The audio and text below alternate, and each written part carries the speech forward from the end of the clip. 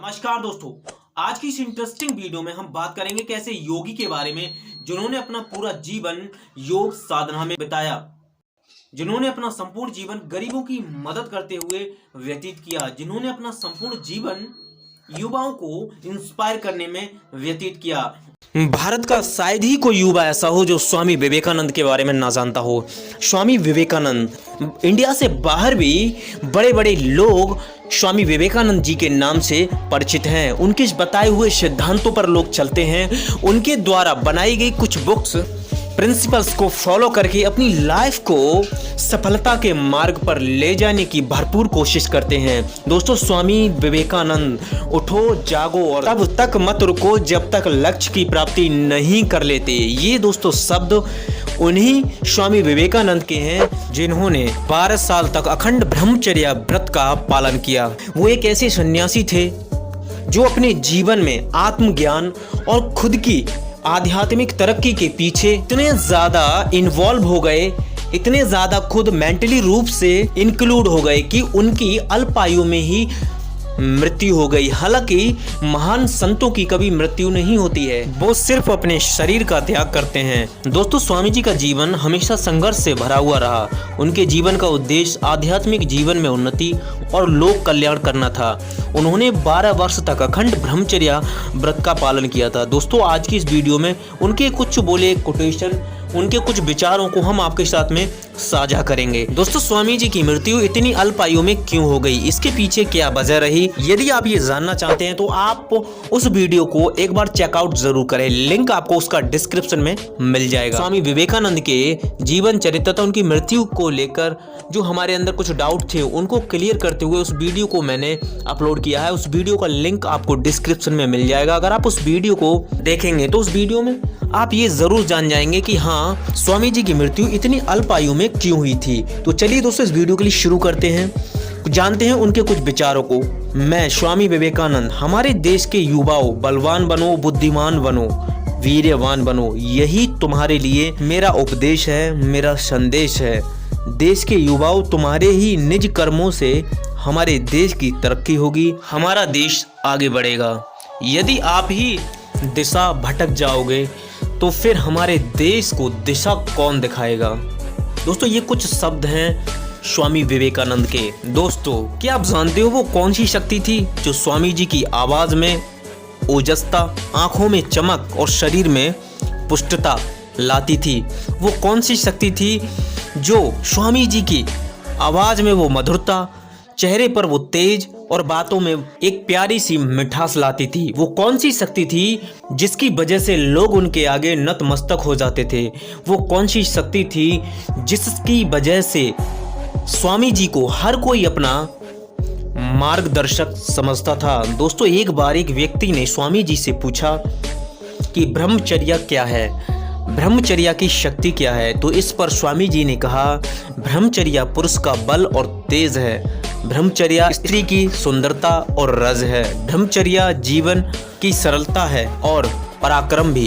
ब्रह्मचर्य को धारण करने वाला व्यक्ति आनंद से भरा हुआ रहता है, वो निर्भीक होता है, वो वीर्यवान होता है, वो सत्य प्रिय होता है, वो सबका हितैषी होता है, वो व्यक्ति सहज होता है जो ब्रह्मचर्य को धारण करता है। स्वामी जी हमें आगे बताते हैं कि जब कभी अंधकार होता है तो अंधकार का नाश करने के लिए प्रकाश की आवश्यकता होती है, वैसे ही अज्ञान का नाश करने के लिए ज्ञान की आवश्यकता होती है। ब्रह्मचर्य वही ज्ञान है और वही प्रकाश। जिस तरीके से दोस्तों जन्म और मृत्यु के बीच में जीवन होता है और उसी जीवन के बीच में एक आनंद होता है जिसकी अनुभूति हर किसी को नहीं होती है, ब्रह्मचर्य वही आनंद है, वही आनंद की अनुभूति है।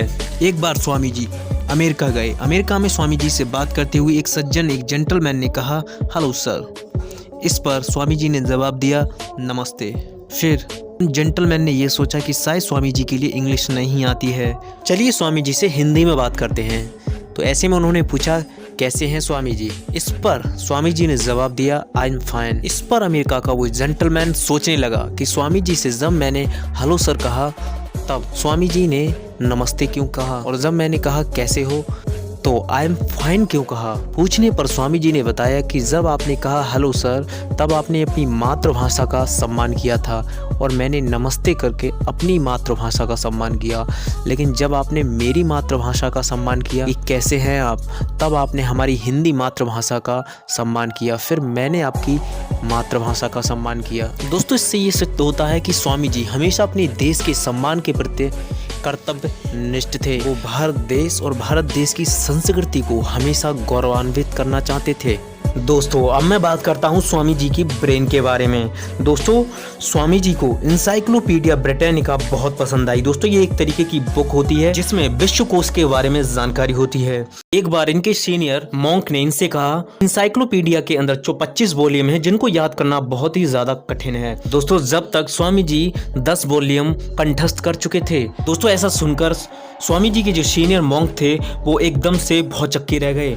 स्वामी जी का जो मस्तिष्क था वो बहुत ही ज़्यादा पावरफुल था।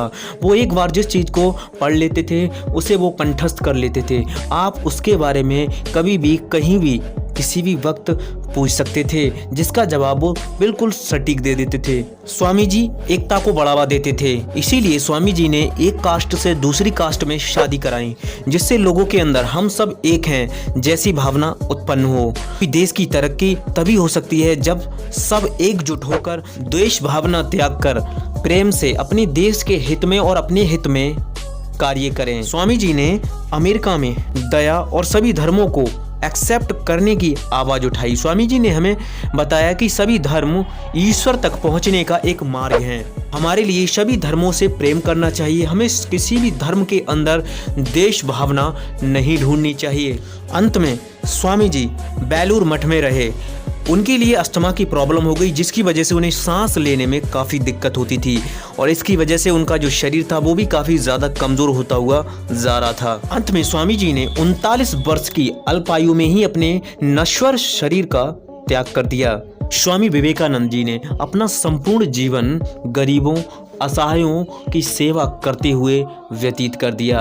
उनका मानना था कि जीवन अगर है तो उसमें शांति तभी मिलेगी आपको जब आप गरीबों की मदद करेंगे, आप ऐसे लोगों की मदद करेंगे जो लोग असहाय हैं। देश के युवाओं को स्वामी जी ने संदेश दिया अपने देश से प्रेम करने का, अपने देश की सेवा करने का। स्वामी जी ने कहा कि वकील, डॉक्टर और इंजीनियर बनने के अलावा हमारे लिए अपने देश की तरक्की पर भी ध्यान देना चाहिए, अपने देश की सेवा पर भी ध्यान देना चाहिए, अपने देश से प्रेम भी करना चाहिए, क्योंकि दोस्तों हमारा देश हमारी पहचान है।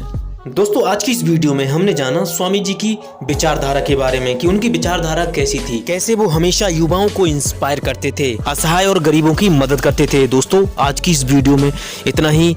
मिलेंगे एक और नेक्स्ट वीडियो में एक नई जानकारी, एक नई मोटिवेशन के साथ में। तब तक के लिए गुड बाय। जय हिंद, जय भारत।